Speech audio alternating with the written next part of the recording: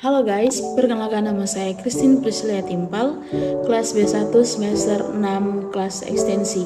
Nah, saat ini saya akan membawakan tugas ujian tengah semester dari mata kuliah keperawatan kegawat daruratan dengan dosen Nurse Olvin Manengke, Eskep MKep, Fakultas Keperawatan Universitas Pembangunan Indonesia Manado. Untuk materi yang saya bahas yaitu mengenai triase. Mungkin teman-teman jika masuk IGD ada yang masih bingung dengan garis yang berwarna-warni yang ada di lantai IGD. Skui nonton video saya saat ini karena saya akan membagikan informasi mengenai garis-garis yang berwarna-warni yang ada di lantai IGD. Oke guys, mungkin dari teman-teman masih bertanya-tanya ataupun masih bingung ketika berada di IGD dan melihat di lantai yang kita temui yaitu ada garis berwarna merah, kuning, hijau ataupun berwarna hitam. Nah, kita akan membahas dalam video saya saat ini yaitu triase. Triase IGD itu digunakan untuk menentukan pasien mana yang mendapat penanganan lebih dahulu di ruangan instalasi gawat darurat rumah sakit. Nah, metode triase ini dibagi menjadi beberapa kategori yang dibedakan oleh warna dan disesuaikan dengan kondisi kegawat daruratan pasien. Untuk proses triase atau penentuan pasien prioritas di IGD bertujuan untuk mendapatkan urutan penanganan berdasarkan tingkat kegawat daruratan pasien, seperti kondisi cedera ringan, cedera berat yang bisa mengancam nyawa lebih cepat, atau ketika kita temui pasien sudah meninggal. Nah, untuk kategori triase di IGD ini ada 4 kategori dalam warna sistem triase IGD dan setiap warna memiliki arti masing-masing yang disesuaikan dengan kondisi pasien saat itu. Berikut ini adalah penjelasan dari keempat kategori warna tersebut.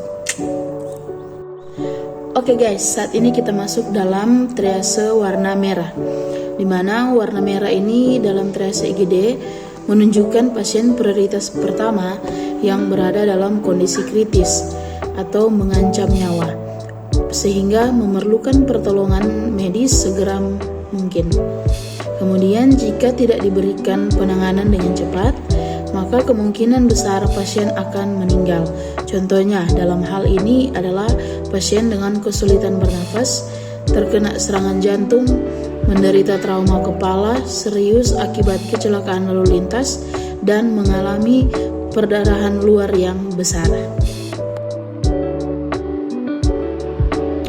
Nah, saat ini kita masuk dalam triase warna kuning, di mana warna kuning ini menandakan pasien prioritas kedua yang memerlukan perawatan segera.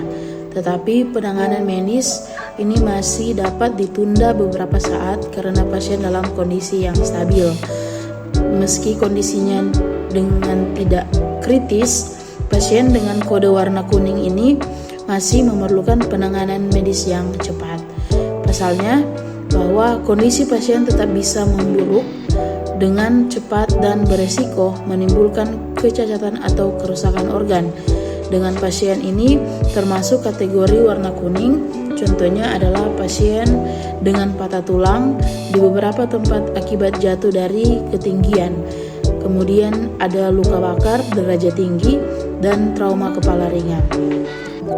Nah, saat ini kita masuk dalam warna hijau, di mana warna hijau ini menunjukkan pasien prioritas ketiga yang memerlukan perawatan di rumah sakit, tetapi masih dapat ditunda lebih lama dengan maksimal waktu yaitu dengan 30 menit.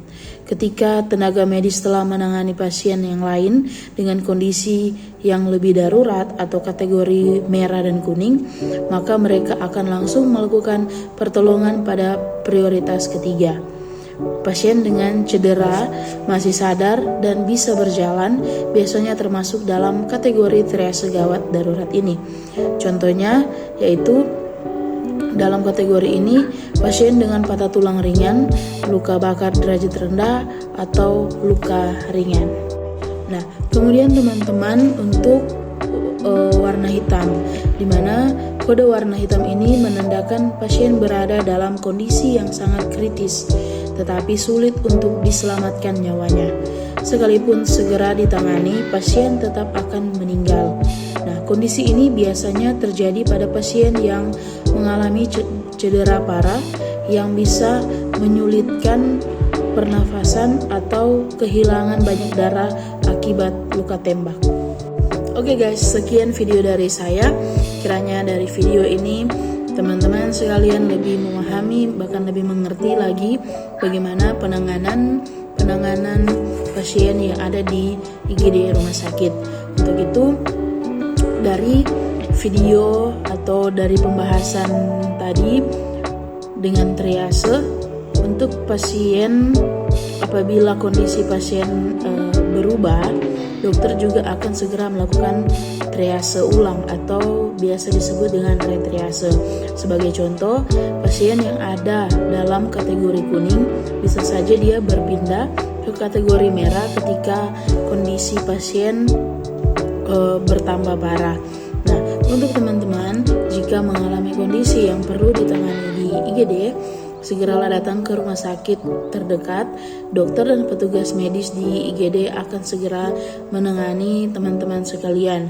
Dan apabila kita temui ketika kita datang ke IGD dan IGD dalam keadaan ramai, bahkan petugas medis yang ada di IGD saat itu terbatas, jangan khawatir karena pasti kita akan dilayani oleh atau kita akan ditangani langsung. Nah, hanya saja penanganannya ini diurutkan berdasarkan prioritas triase. Terima kasih.